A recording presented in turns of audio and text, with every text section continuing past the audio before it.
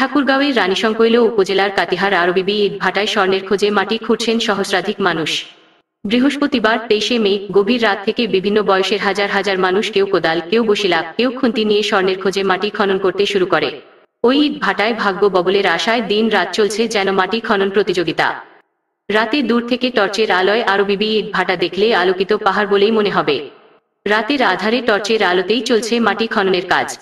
স্থানীয়রা জানান, উপজেলার কাতিহার আরবিবি ইটভাটায় গত বেশ কিছু দিন ধরে স্বর্ণের খোঁজে খনন প্রতিযোগিতা চলছে। গ্রামের বিভিন্ন বয়সের নারী পুরুষ বাড়ি হতে কোদাল বসিলা নিয়ে ওই ভাটায় ভিড় করছেন দলে দলে। তাদের মধ্যে শ্রমিক শ্রেণীর মানুষই বেশি। সোনা পেলে নিজেদের ভাগ্য বদল হবে এই আশায় কেউ বসে নেই। আশপাশের বিভিন্ন জেলা উপজেলা থেকেও ছোটখাটো যানবাহন নিয়ে স্বর্ণের সন্ধানে ভাগ্য ববলের জন্য ছুটে এসেছেন নানান পেশার মানুষ। শুক্রবার 24শে মে দুপুরে আরবিবি ইটভাটায় গিয়ে দেখা যায়, ইটভাটাটির ঠিক পশ্চিম পাশে একটি মাটির স্তূপে বিভিন্ন শ্রেণী মানুষের জটলা।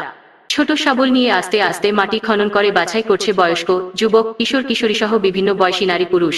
এ সময় কুলসুম নামে এক নারী বলেন, পীরগঞ্জ উপজেলা থেকে এসে শুনেছি ইটভাটার জন্য আনা মাটিতে স্বর্ণের টুকরো পাওয়া যাচ্ছে। অনেকে স্বর্ণের জিনিস পেয়েছে, তাই সকাল থেকেই মাটি খনন করছি।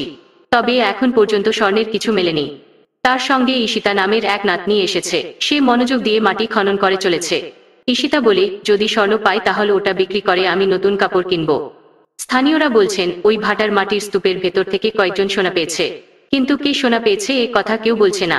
রানীশংকৈল উপজেলার বাচর ইউনিয়নের 7 নং ওয়ার্ডের ইউপি সদস্য উমের আলী বলেন, এখন পর্যন্ত স্বর্ণ কেউ পেয়েছে এরকম আমি দেখিনি। তবে শুনেছি মানুষ নাকি স্বর্ণ পেয়েছে।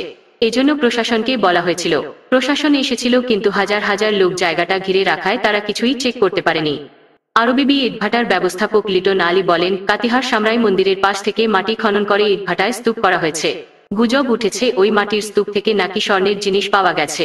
এরপর থেকেই সাধারণ মানুষ দিন রাত ওই মাটির স্তূপ খনন করে স্বর্ণ খুঁজছে। তবে কেউ স্বর্ণের কোনো টুকরো পেয়েছে এমন খবর পায়নি। রানীশংকৈল উপজেলা নির্বাহী কর্মকর্তা ইউএনও রকিবুল হাসান বলেন, বিষয়টি জেনেছি, প্রয়োজনীয় ব্যবস্থা নেওয়া হচ্ছে।